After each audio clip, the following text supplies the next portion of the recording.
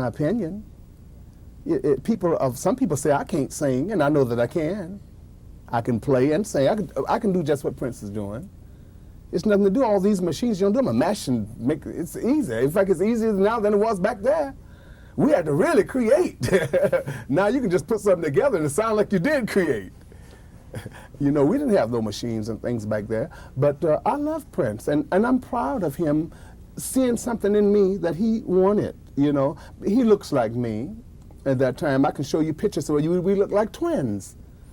He looks, and he acts like me, and he also danced like James Brown, and he plays guitar like one of my guitar players, Jimi Hendrix.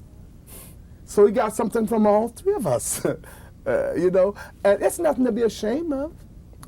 And I'm not putting him down. I think he's great. Prince is one of the greatest entertainers I've ever seen, and I admire him that way. But he thinks that I don't, but I do. I love him. He's a great artist, one of the greatest entertainers I've ever seen, and Michael is fantastic, you know.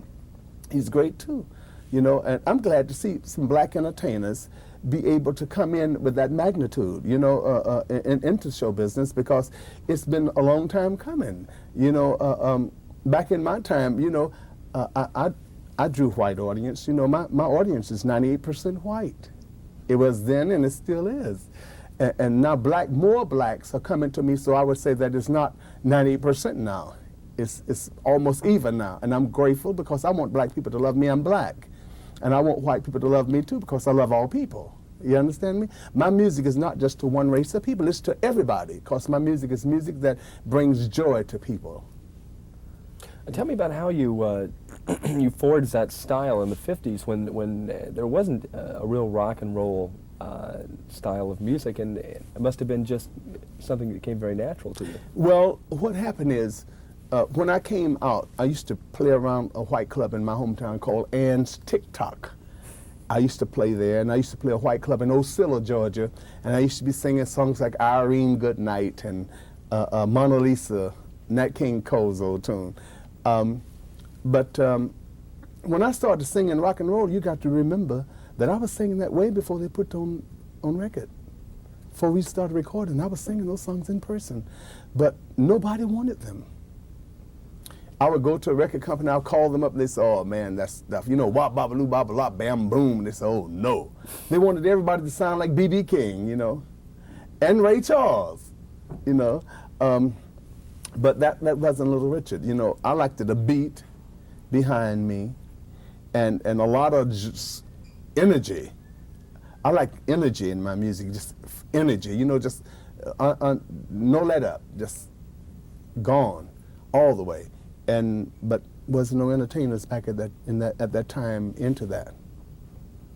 And so when Tutti Frutti finally came out, it started shaking the country overnight. It was out 2 days and was shaking the world.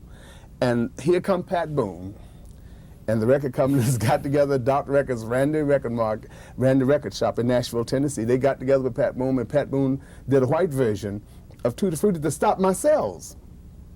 At that time, they was, see, because I was coming over to, a lot of the people in the system didn't like me. You know, I was black, and the white girls were screaming over me. You know, I had all this hair, and they didn't like that, you know, because the racism was so heavy.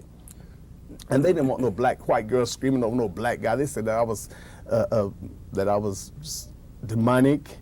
The same thing they're saying today, that I was awful, that I was a maniac, and that I was a pervert, sexual, every kind of name. I can't even say some of the names. But it was just awful, you know, and I just kept throwing my legs over the piano, screaming and hollering, you know. I didn't care. And then I got so big, then everybody started wanting to do what I was doing. Wasn't no man wearing no makeup back at that time. It was a shame to wear makeup and afraid that somebody was going to call them queer. Oh, Miss Little Richard, Miss Johnson, Miss Sonson. I didn't care what they said. All I wanted was the money. Pay me and let me go to the next city. That's all I was looking for. It didn't matter to me what they thought about me and what they said. I didn't care. All I wanted was the money and the joy. I wanted the joy more than the money, because I would just scream and play the piano, and wasn't nobody playing like me at the time. And then when the final deal goes down, then they said, you did not create this. I didn't hear nobody before me. If they was playing it, where did they hide it? I didn't know where they was located. It was Swing and Sway with Sammy Kaye. I couldn't swing, I couldn't sway, so I rocked. It was just that simple. I rocked. And believe me, I really rocked. Now I have a new sound of music called the Message Sound, and my new record is a matter of time. And I just hope that people know that if you wait long enough, it will happen. You think about doing a video for A Matter of Time? Oh yeah, they're doing it now. Are they? They have already started. What can you tell me about it? Really, I don't know nothing about it. No. They want me to come in to do a few shots, but they're taking it from the movie. Oh. They're doing the same thing they did, I think, with Tina's Mad Max. They made it from the movie. But they want me to come in and sit down and, you know, do a few things so they could go around me, you know, build it around me more. And I'm planning on doing that. How long in the future is that going to be? That would be in a few days from now. I'm doing so much television. I have to be on television tomorrow morning at 8 o'clock. I'm doing Night Watch. So you're doing a lot of press now. A whole lot of it. I'm doing about 5 a day. Tell me how you're feeling and how your progress obviously has been fantastic. It is fantastic. For a 53-year-old person, it's been amazing. You know, if I was 23, I would have been out there hopping 3 weeks ago. But at this age, I have to wait. I have to wait longer than Rod Perry waits. Rod Perry gets up quicker than me. But I have 36 pins in this leg. And I can't put any pressure on it. See, I can walk, but I can't put no pressure. But right now, see, just like that, that hurts. When I do that, it hurts real bad all through my back. And my bladder was punctured. My bladder had a tube in my bladder. My ribs was crushed. This was torn off, tongue, and right here, up here. I really went through a lot. The people at Cedars-Sinai really knows me. They know about my voice too, as much as I screamed over that hospital boy. I was screaming, I tell you the truth. They know me down there. And I know them, they were so wonderful to me. I'm grateful to God for Cedars-Sinai Hospital. They really, God saved my life through them, and I'm grateful.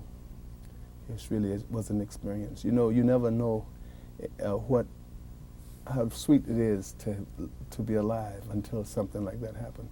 I appreciate life more now, and I love people more because you never know when it's going to end. I'm very careful about life now, who I was before I wasn't. And I take every day as my last day too. Now, I live that way now. I think we all should live that way. Because you know, look what happened to Luther Vandross. You know, it's just like, what happened to me is nothing to what happened to him, because you know, you have to live with that guy was in your car and the guy died. I imagine that is a bad experience to know that somebody died in your car. You know, if it was just you, I can tolerate this, wasn't nobody but me. That guy said, how did you hit that? How did you do that? If I'd known how I hit it, I wouldn't have hit it. I wouldn't have done that. He says that I had jet lag. I had been up for 30 days. I was in England recording an album for Warner Brothers, The Message Sound. It's a beautiful album. And when I got off the plane, I came right to the hotel here, and I was going to take my nephew to Riverside. And I was going down to get a friend of mine to come back here to take him. I was in my sport car, and I was just tired. I was real tired. And I went to sleep. And next thing I knew, I was in the hospital.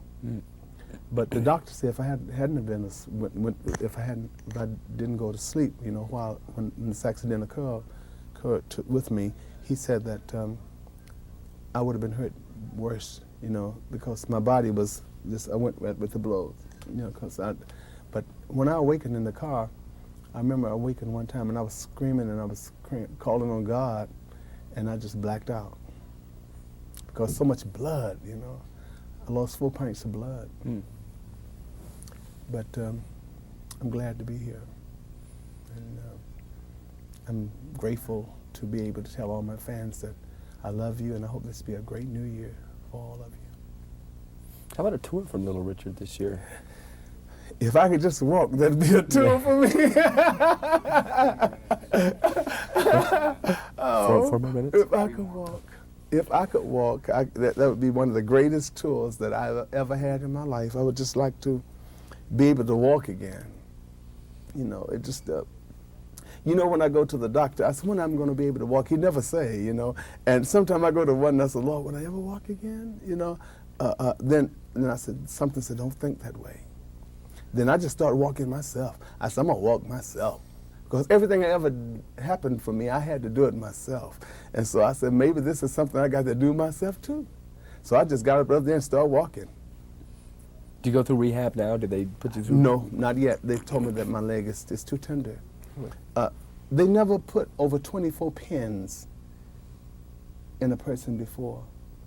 And they have 36, so I have to wait longer. You know, they never tried this before. This is something new. Plus this plate that they have here, they never did that before either. That's amazing, the mobility you have there. Yeah. Just It's the plate is, I can do everything, but I just can't put no weight. You know, when I go to put weight, it's a funny feeling. When I go to like when I stand up, it's just a funny feeling, you know. It's not a pain, it's a funny feeling. is it just like it's not solid? That's right. Not- That's not it. gonna That's take it. it. That's it. You're afraid. I'm afraid that that it'll come off or something. You know, that almost like a wooden leg or something. Yeah. But you have feeling all the way down the leg? And Yes, all the way down. Yes, my toe, everything. See, toe. It's the whole thing is.